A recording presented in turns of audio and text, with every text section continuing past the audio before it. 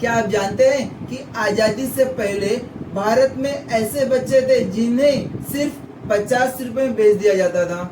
महिलाएं जमीन के बदले गिरवी रख दी जाती थी और गरीबों से खेतों में बेगार करवाई जाती थी बिना एक पैसे के। देवदासी प्रथा प्रचलन में थी। महिलाओं को वेश्यावृत्ति में ढकेलने की घटनाएं भी व्यापक थी। ये सब कोई सदियों पुरानी कहानी नहीं है, ये हमारे ही देश का सच्चा इतिहास है। और इसी अंधकार को मिटाने के लिए संविधान ने एक बेहद ताकतवर हथियार हमें दिया है। उसका नाम है आर्टिकल 23। नमस्कार दोस्तों, मैं प्रमोद आपका स्वागत करता हूं गुप्तास एजुकेयर में, जहां हम संविधान को सिर्फ पढ़ते नहीं है, समझते हैं और उनसे जुड़ते भी हैं। आज इस वीडियो में हम जानेंगे कि आर्टिकल 23 हमारे लिए कितना जरूरी है, क्यों डाला गया और इसे मजबूत बनाने के लिए कौन कौन से कानून बनाए गए। बेगारी, बिना किसी भुगतान के जबरन कार्य कराना, बालाश्रम, किसी व्यक्ति की इच्छा के विरुद्ध दबाव या मजबूरी में काम करवाना। संविधान के आर्टिकल 23 के अंतर्गत मानव तस्करी और वेश्यावृत्ति जैसे अनैतिक गतिविधियों को अपराध घोषित किया। बेगार या किसी भी प्रकार के बालाश्रम को प्रतिबंधित किया गया और ये केवल राज्य द्वारा नहीं बल्कि व्यक्तियों द्वारा किए जा रहे शोषण से भी सुरक्षा देता है आर्टिकल 23, और यही इसकी सबसे बड़ी ताकत है। अब आते हैं आर्टिकल 23 पार्ट 2 का। राज्य जनहित में सैन्य सेवा, सामाजिक सेवा करा सकता है और बिना किसी भेदभाव के। अभी सैन्य सेवा क्या होता है, जरा ध्यान से सुनना। क्या आपने कभी सोचा है कि अगर देश को आपकी जरूरत पड़े तो क्या आप सैन्य सेवा के लिए तैयार हैं?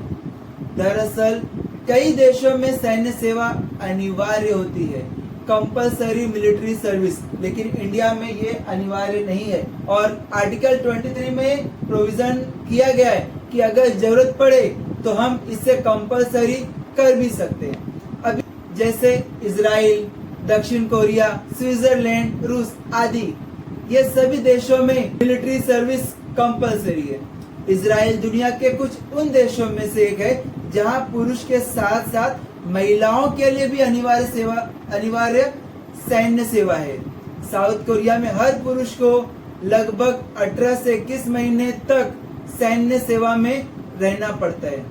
इन देशों का मानना है कि इससे नागरिकों में राष्ट्रभक्ति, अनुशासन और सुरक्षा की जिम्मेदारी बढ़ती है। अब सवाल उठता है कि भारत में ऐसा क्यों नहीं है?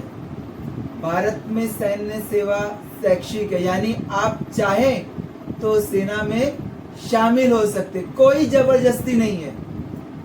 लेकिन भविष्य में यदि भारत सरकार चाहे तो जनहित में अनिवार्य सैन्य सेवा लागू कर सकता है, क्योंकि संविधान का आर्टिकल 23(2) में ऐसा करने की अनुमति देता है।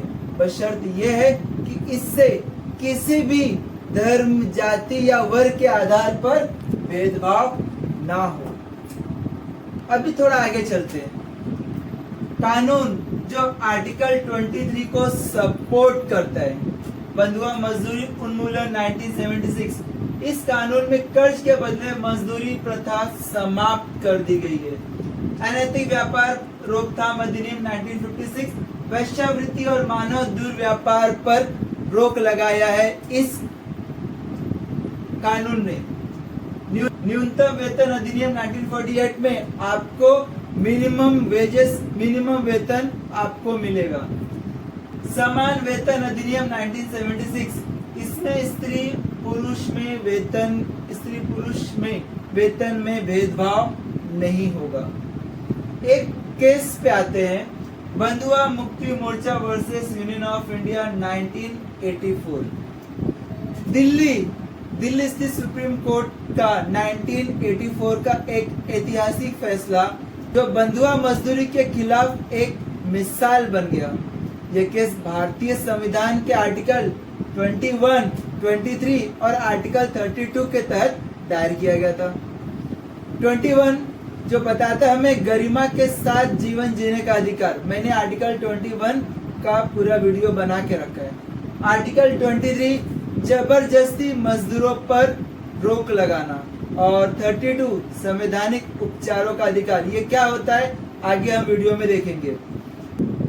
बंधुआ मुक्ति मोर्चा नाम की एनजीओ ने याचिका दायर की जिसमें कहा गया हरियाणा की खदानों में मजदूरों से जबरन बंधुआ मजदूरी करवाई जा रही है।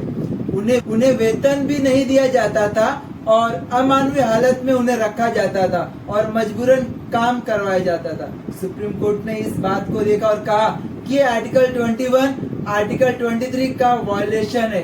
कोर्ट ने फैसला दिया कि बंधुआ मजदूरी को तुरंत रिहा किया जाए।